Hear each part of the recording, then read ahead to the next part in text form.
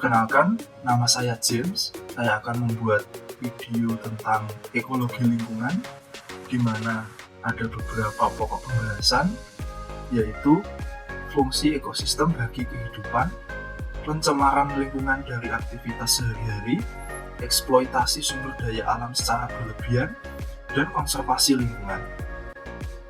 Berikut beberapa fungsi utama ekosistem bagi manusia. Yang pertama, fungsi penyedia. Poin yang pertama, sebagai sumber pangan.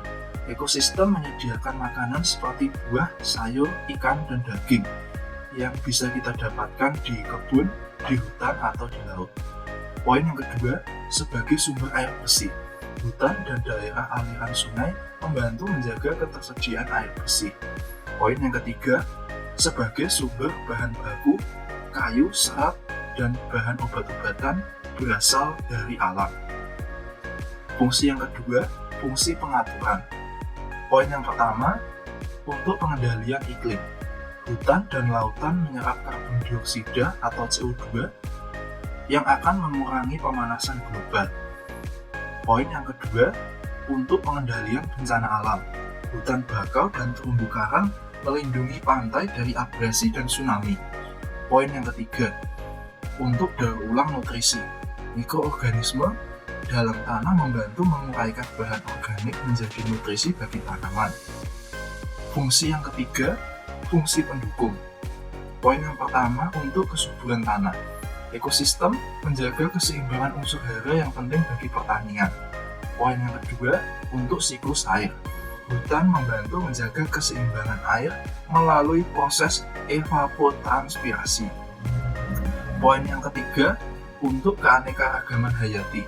Menjaga keseimbangan spesies yang saling bergantung dalam rantai makanan. Fungsi yang keempat, fungsi kultural. Sebagai tempat rekreasi dan wisata, keindahan alam menarik wisatawan, mendukung ekonomi lokal. Selanjutnya, nilai budaya dan spiritual. Banyak masyarakat menganggap alam sebagai bagian dari tradisi dan kepercayaan mereka. Berikutnya, sebagai sumber inspirasi ilmiah dan pendidikan. Alam menjadi tempat penelitian dan edukasi tentang lingkungan. Ekosistem yang sehat sangat penting bagi kelangsungan hidup manusia. Oleh karena itu, menjaga keseimbangan ekosistem adalah tanggung jawab bersama. Pokok pembahasan yang kedua adalah pencemaran lingkungan yang dilakukan dari aktivitas sehari-hari. Yang pertama adalah pencemaran air. Limbah deterjen dari cucian baju dan piring itu mengandung fosfat yang akan membuat gagang berlebih di sungai. Poin yang kedua, sampah organik dan anorganik yang dibuang ke sungai. Poin yang ketiga, minyak goreng bekas yang dibuang ke saluran air. Pencemaran yang kedua, pencemaran udara.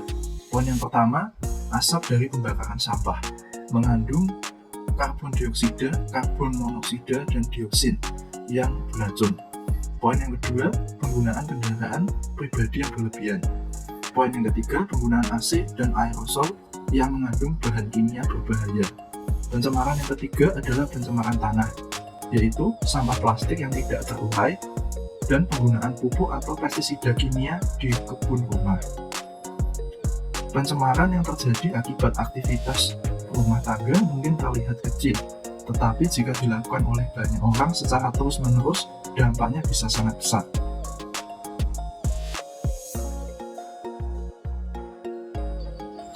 Pokok pembahasan yang berikutnya adalah tentang eksploitasi sumber daya alam atau SDA yang berlebihan. Yang pertama adalah eksploitasi hutan, yaitu penebangan liar. Hutan ditebang secara besar-besaran untuk kayu komersial tanpa regulasi yang cukup. Selanjutnya, perburuan satwa liar. Hewan-hewan seperti harimau, orangutan, dan badak diburu untuk diambil bagian tubuhnya atau dijual sebagai hewan peliharaan ilegal. Eksploitasi yang kedua adalah eksploitasi tambang. Pertambangan batu bara, minyak bumi, dan gas alam yang diambil secara besar-besaran.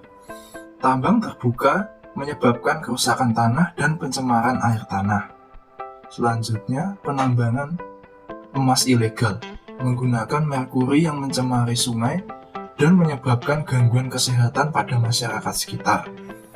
Poin berikutnya, pengeboran minyak lepas pantai, resiko tumpahan minyak yang mencemari laut dan membunuh biota laut. Eksploitasi yang ketiga adalah eksploitasi air, pengambilan air tanah berlebihan. Penggunaan air tanah yang tidak terkendali menyebabkan turunnya permukaan tanah, terutama di kota-kota besar seperti Jakarta. Poin berikutnya, pengeringan lahan gambut untuk perkebunan, mengubah ekosistem alami dan meningkatkan resiko kebakaran hutan. Eksploitasi yang keempat adalah eksploitasi sumber daya laut dan perikanan.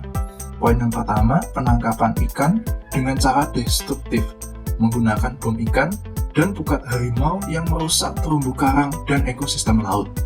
Poin yang kedua adalah penangkapan ikan secara berlebihan. Populasi ikan menurun drastis mengancam mata pencarian nelayan kecil. Poin yang ketiga adalah pencemaran laut akibat limbah industri dan minyak. Membuang limbah beracun ke laut merusak ekosistem dan membunuh biota laut.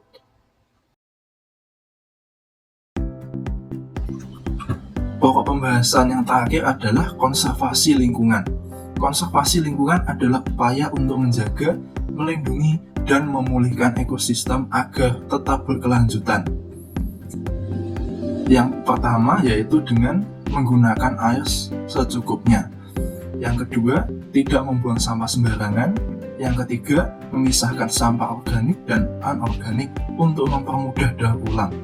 Yang keempat, menghemat energi atau menggunakan energi terbarukan seperti panel surya.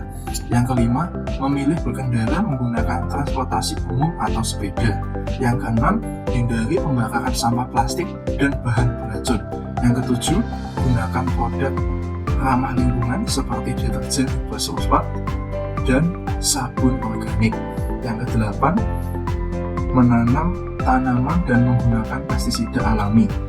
Yang kesembilan, reboisasi di daerah yang terkena deforestasi. Yang kesepuluh, tidak membeli produk perburuan ilegal.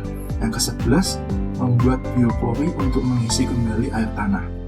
Sekian, terima kasih.